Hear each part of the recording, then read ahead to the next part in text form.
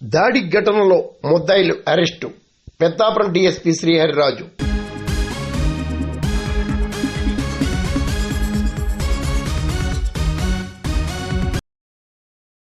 కాకినాడ జిల్లా సామర్లకోట మండలం వేట్లపాలెంలో ఈ నెల 15న జరిగిన ప్యాక్సన్ తరహా దాడి ఘటనలో ముద్దాయిలను 12 మందిని అరెస్టు చేసి కోర్టుకు తరలించినట్లు పెద్దాపురం డీఎస్పీ శ్రీహరిరాజు తెలిపారు.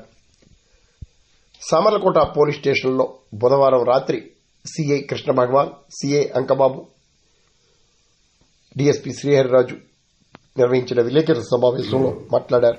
కార్దాల ఫ్యామిలీ అలాగే బచ్చల ఫ్యామిలీ మధ్యన పాత పనుల కారణంగా ఆ రోజు ఈ కార్దాల పండు అనే వ్యక్తికి సంబంధించిన ఒక ఇంటి నిర్మాణం జరుగుతుంది. అది స్లాబ్ వేసే టైంలో ఈ బచ్చల ఫ్యామిలీకి సంబంధించిన వ్యక్తులందరూ కూడా మూకుమ్మడిగా దాడి చేసి ఆ దాడిలోనేమో ఒక 3 వ్యక్తులు చనిపోవడం, అలాగే మరికొంతమంది గాయపడడం మనందరికీ తెలిసిన విషయం. ఆ కేసుకు సంబంధించి ఈ రోజున ఒక 12 మంది వ్యక్తుల్ని ఇందులో ముఖ్యమైన వ్యక్తులుగా గుర్తించి వాళ్ళందరినీ కూడా అరెస్ట్ చేయడం జరిగింది. ఇందులో ప్రధానమైన వ్యక్తి బచ్చల జగరయ్య ఆయన ప్రధానమైన వ్యక్తి. మిగిలిన వాళ్ళందరూ కూడా ఆయన అనుచరులు. వీళ్ళందరినీ కూడా ఈరోజు అరెస్ట్ చేయడం జరిగింది.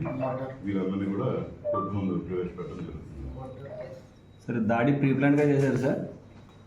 అంటే దాడి ప్రీ ప్లాన్డ్ అంటే ఆ రోజు అందరూ కూడా వీళ్ళలోంచి అయితే అనుకుని వచ్చారు. అంతకుముందు ఎంతవరకు ప్రణాళికలు ఇవన్నీ కూడా డీటెయిల్గా దర్యాప్తు చేస్తున్నాం. ఆ రోజైతే ఇలా కడుతున్నారు, మనం ఆపాలని చెప్పేసి వీళ్ళందరూ హైదరాబాద్ రావడం జరిగింది. ఇది 2 కుటుంబాల మధ్య ఘర్షణ అండి, లేదంటే మోటివ్ ఏంటంటే 2 కుటుంబాల మధ్య ఘర్షణ, లేదా పొలిటికల్ యాంగిల్ ఏమైనా ఉందా? అంటే ఇందులో అయితే పొలిటికల్ యాంగిల్ అయితే కనబడలేదు. అంటే పొలిటికల్గా చిన్న చిన్న డిఫరెన్స్ ఉండొచ్చు, కానీ మొన్న ఏదైతే అసెంబ్లీ ఎన్నికలు జరిగాయో ఆ అసెంబ్లీ ఎన్నికలు అయితే మాత్రం అందరూ ఒకే పార్టీకి పనిచేసినట్టుగా తెలుస్తుంది.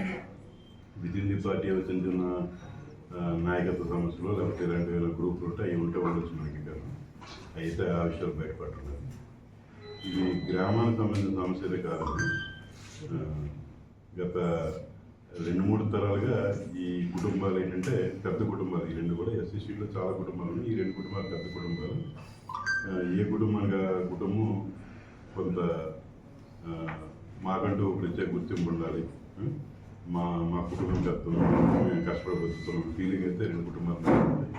ఈ కార్దాల పండు అనే వ్యక్తి ఆయన కాకినాడ కోర్టులో పనిచేస్తున్నాడు. కోర్టులో పనిచేస్తూ కొద్దిగా డబ్బులు సమకూర్చుకుని కొద్దిగా లోన్ అది పెట్టుకుని ఆయన ఇల్లు కట్టుకోవడం. దాని మీద ఏంటంటే ఆ ఇంటి మీద ఏమో కంప్లైంట్ చేశారు. వెనకాల చెరువు ఏమో కొంతవరకు ఆక్రమించారు చెప్పి, ఇప్పుడు ఫిజికల్గా అయితే ఆ చెరువు లేదండి, ఆక్రమణ చేశారని చెప్పేసి వాళ్ళు ఏమో పంచాయతీ పిటిషన్ పెట్టుకున్నప్పుడు కూడా దాని మీద సరైన చర్య లేదనే ఉద్దేశంతో బచ్చల ఫ్యామిలీ ఉన్నారు. కార్దాల ఫ్యామిలీ ఏ ఉద్దేశంతో ఉన్నారంటే బీఆర్ఎస్ మీకు తెలుసు, బిల్డింగ్ రెగ్యులేటర్ స్కీమ్ ఉంటుంది. ఆ స్కీమ్లోనేమో ఫైనాన్స్ డబ్బులు పెట్టుకోవచ్చు.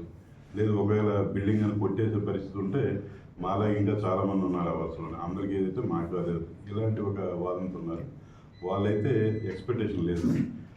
వాళ్ళ ఆలోచన ఎంతవరకు అంటే ఈరోజు ఆదివారం అధికారులు వచ్చి ఆపేసే పరిస్థితి ఉండదని చెప్పేసి వాళ్ళు కొంతమంది కూలీలు ఎంగేజ్ చేసుకుని ఇంటి నిర్మాణం చేసుకున్నారు. వాళ్ళైతే అన్ఎక్స్పెక్టెడ్ థింగ్ కాదు.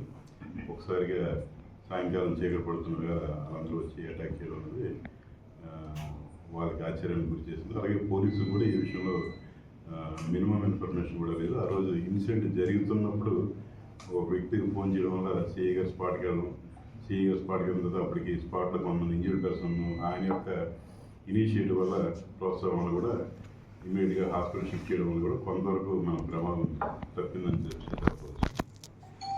సుమారుగా 20 మంది దాకా ఉండొచ్చండి.